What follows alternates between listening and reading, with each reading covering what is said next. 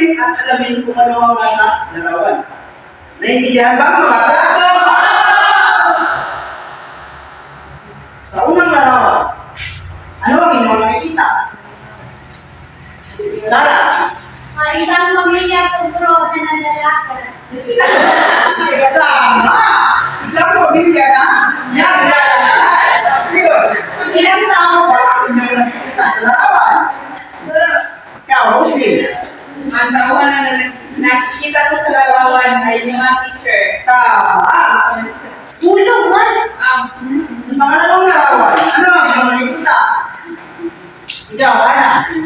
Ang nakikita ko sa larawan ay isang lalaki na naglalakad. Tama! Isang lalaking naglalakad. Pangatlong larawan naman. Julbe. Nagluluto na ikaw.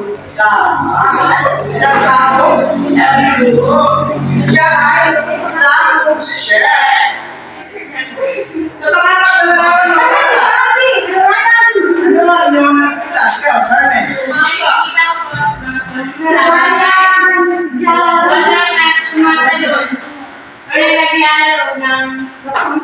Tama!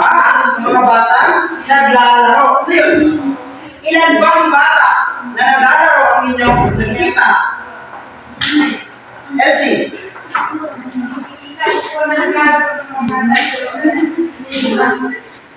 Tama! Dahil kayong lahat ay nagkuha ng tamang sagot, palakpakan niyo ang inyong mga sarili. Yan mga bata, base sa aking mga larawang ipinakita sa inyo, may ideya ba kayo kung ano ang aking pagsalita talakayin sa gabi nito? Ikaw, Ana Marie. Sa tingin ko siguro ang talalakay natin yung gabi ay patungkol sa pandiwa. Tama! Bigyan niyo si Ana Marie ng Alan Judicial Club. Very good! Very good! Very good!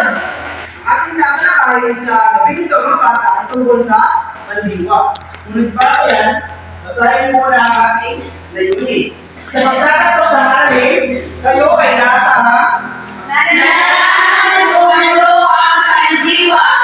Nakakatuwa ng kausap gamit ang pandiwa. Napakahalaga ng pandiwa sa pangalawa ng pamumuhay. Maraming salamat mga bata. Ngayon, ano nga ba ang pandiwa?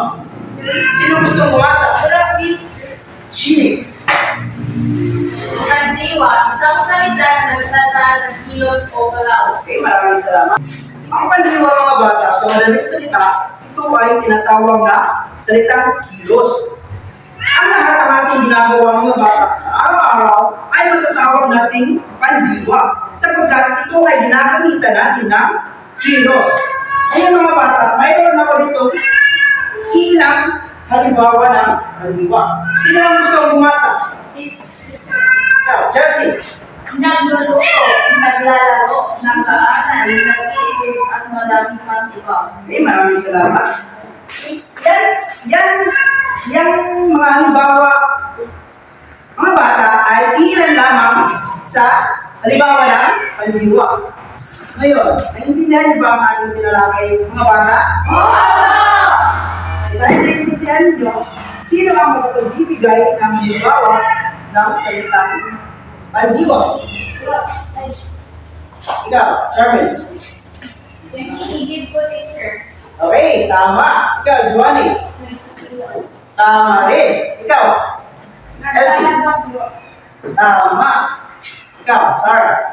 Tumatalon po. Tama. Ang lahat ng inyong mga sinabi mga bata ay mga halimbawa ng pandiwa o salitang kilos. Ngayon mga bata ay mayroon ako dito mga pangungusap na ginagamitan natin ng pandiwa. Sino gusto bumasa? Julve. Ang mga bata ay kumakain ng butas sa mesa. Okay, maraming salamat. Ngayon, ano ang ginagawa ng mga bata? Kumakain. Okay, kapag gusto nyo sumagot, taas na rin yung kamay. Ana. Ang ginagawa ng mga bata ay kumakain. Tama.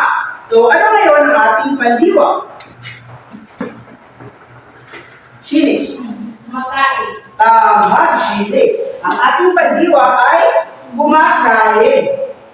Ngayon, sa pangalawang halimbawa, sino ang gustong pumasa? Okay. Irish. Si Aling Carmen ay nagluluto ng adobong manok para sa kanyang pamilya. Okay, maraming salamat. So, ano ang ginagawa ni Aling Charmen? So, roasting. Nagluluto. Tama. Si Aling Charmen ay nagluluto. So, ngayon, ano ang ating pandiwa sa pangalawang pumulusa? Chelsea. Chelsea. Nagluluto. Tama. Ang ating pandiwa ay nagluluto. Ayan, naiintindihan niyo na ba ang ating talalakay sa gabi nito, mga bata? Wala na ba kayong mga katanungan? Sigurado kayo? Bakit wala na kayong mga katanungan? Ako ang magtatanong sa inyo. Mga bata, ano nga ba ang pandiwa? Ikaw, Charmin. Ang kandiwa po ay mga salita nagsasaan ng kilos o dalaw. Eh, tama! Bigyan niyo si Charmin ng 5 bagsak. Kaya magbigay kayo ng 5 halimbawa ng pandiwa. Ikaw, Johnny, magbigay ka ng isa. Tama. Junbe, Nagwawalis. tama rin. Ikaw, Shini. Kumakain. Tama. Another 2. Ikaw, Irish. Naliligo. Last, Chelsea. Nag-iibig. Tama. Bigyan niyo ang inyong mga sarili ng 5 bagsak. Yun mga bata. Bakit nga ba mahalaga ang pandiwa sa ating pang-araw-araw ng buhay? Sino ang may ideya? Kung bakit? Ikaw, Charmin. Kung saan mahalaga ang natin ang pandiwa sa pang-araw-araw upang malalaman natin yung mga ginagawa natin isa sa mga kurikulahan sa Tama! Bigyan niyo si Charmin ng Chris Aquino Club. Alam niyo ba kung paano yung gawin, mga bata? Hindi po! Okay. Ngayon, ako ang gagawa. Pagkatapos, kayo naman. Nagkakaintindihan ba tayo, mga bata? Okay, ganito lang yan. 1, 2, 3. 1, 2, 3. Correct! Okay. Mga bata, magsitayo. Sige, simulan na natin. Isa, dalawa, tatlo. Isa, dalawa, tatlo. Correct! Okay, maaari na kayo. At dahil wala na kayong mga katanungan, mga bata, at naiintindihan nyo na ang ating tinalakay sa gabing ito, ay magkakaroon naman tayo ng pangalawang aktibidad. Pero bago yan, ating muna kayo sa 2 pangkat. Mula kay Joanny hanggang kay Julbit ay ang unang pangkat, at kay Chelsea naman hanggang kay Ana Marie ay ang pangalawang pangkat. Sa unang pangkat, ang gagawin nyo lang ay salunguhin ka ninyo kung ano ang pandiwa sa pangungusap. Ano nga ulit ang gagawin ninyo? Unang pangkat? Sasaluhin ang pandiwa sa Tama. Sa pangalawang pangkat naman, ang gagawin ninyo ay sumulat kayo ng kahit 5 pangungusap na ginagamitan ng pandiwa. Ano nga ulit ang inyong gagawin? Pangalawang pangkat? Sumula ang mga pangungusap na may nakasalita pandiwa. Okay. Ngayon, bibigyan ko lamang kayo ng 5 minuto para gawin ito. Nagkakaintindihan ba tayo, mga bata? Okay, maaari na kayo magsimula.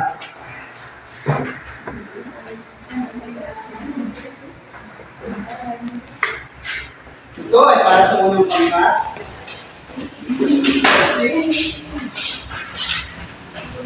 At ito naman ang pangalawang pangkat.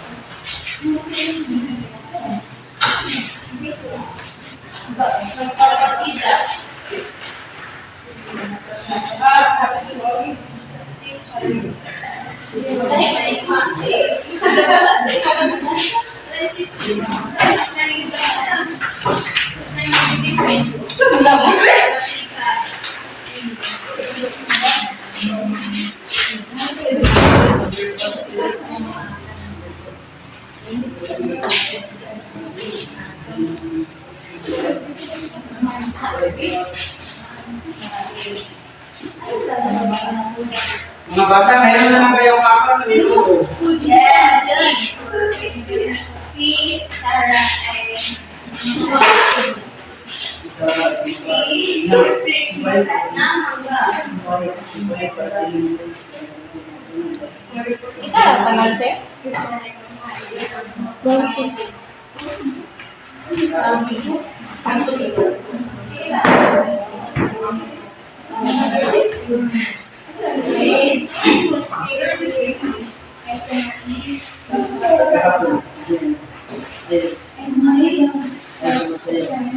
si Maria ay sumasunod sa border.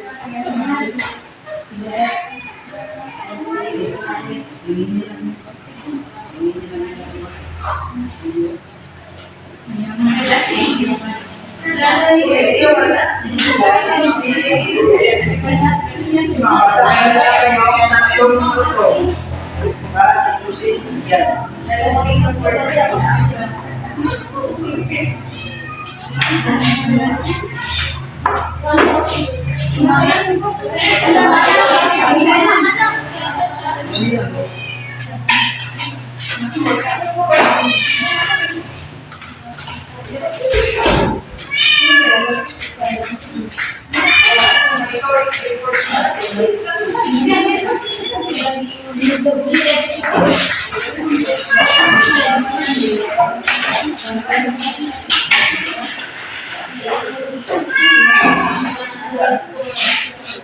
Ayan mga bata, sa unang tungkat, sino ang inyong ikaulan?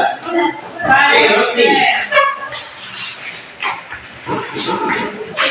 So, sa unang pangkat, kumakanta si Maria sa kanyang birthday party. So, ang salitang pandiwa ay kumakanta. Second, pangalawa, naglalaro si Juan ng basketball kahapon. So, ang salitang pandiwa ay naglalaro. Sa ikatlong pangusap, lulungan ni Maria ang kanyang ina sa pagluluto ng hapunan. So, ang salitang pandiwa ay pagluluto. Gabang, nagpapakita si David ng kanyang mga larawan sa exhibition. So, ang salitang pandiwa ay nagpapakita. Last is binabasa ni Sophia ang kanyang libro sa Slate Aklatan. So, ang salitang pandiwa ay binabasa. Okay, maraming salamat, Roslyn. Sa pangalawang pangkat, sino ang inyong ikaulan? Si Carmen. Mga bata, makinig. Ang nagawang pangusap ay si Bobby ay nagtuturo sa ibang sa paralan. Si Ana Marie ay kumakanta. Si Sarah ay kumakain ng umaga. Si Chelsea ay tumatakbo. Si Rene ay sumasayaw. Si Margaret ay nalasing. Sa unang pangusap ang pandiwa dito ay nagtuturo. Sa pangalawang pangusap ay kumakanta ang pandiwa dito. Sa pangatlong pangusap, kumakain ng pandiwa. Pang-apat ay nagagawa ang pandiwa sa panglima ay sumasayaw. Yan ang pandiwa. Okay, maraming salamat. Ngayon mga bata, iwapas ko na natin ang inyong mga ginawa. So, simulan natin sa unang pangkat. Okay, basa na sabay-sabay mga bata. Kumakanta si Maria sa kanyang birthday party. So, ang pandiwa dito, ang salitang kilos ay Kumakanta. Pangalawang, pangungusap. Naglalaro si Juan ng basketball kahapon. Tama ba ang kanilang sagot mga bata? Oo! Tama. Sa pangatlong, pangungusap. Tinutulungan ni Maria ang kanyang ina sa pagluluto ng hapunan. Tama ba ang kanilang Mali. sagot mga bata? Tama. Ang sagot nila ay mali. Sapagkat pagluluto ang kanilang sinalupuitan.